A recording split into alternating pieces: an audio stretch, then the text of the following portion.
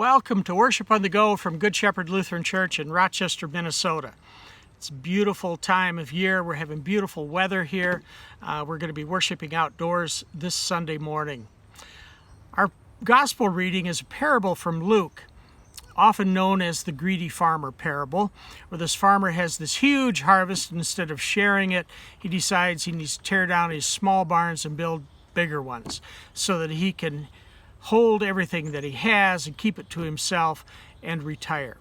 It reminds me of a story told by the late comedian George Carlin, who once said, "Our homes in America are truly just these big boxes where we keep all of our stuff, and many of us feel the need to have bigger and bigger boxes because we have more and more stuff." This has led me to this question for a focusing conversation this weekend. What do you have that you really don't need? Now, as you try to answer that question and try to make a list of things that you have that you really don't need, I guarantee that you'll also be making a list of the things that you need. Furthermore, if asked about it, you will find ways to justify all those things that you need, justifying them primarily for self-preservation. Now, what other things do you keep for yourself for the sake of self-preservation? And when we start thinking along those lines, we're taking a dangerous step toward idolatry.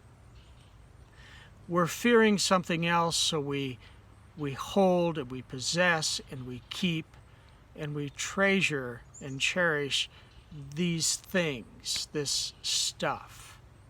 And not only tangible stuff, but we also start to hoard and keep to ourselves intangibles. Right now I'm thinking of the great freedoms and the safety that we have in this country that we're afraid to share with other people. We're afraid to share our citizenship status with other people. Has that become an idolatry as well?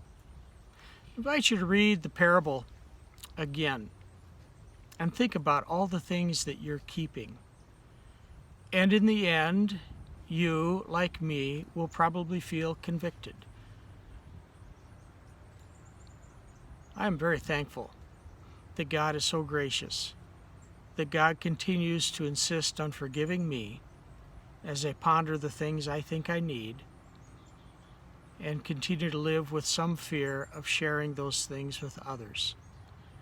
God help me, God help all of us to share these things for the preservation not just of ourselves, but for other people. Blessings to you. Have a great weekend.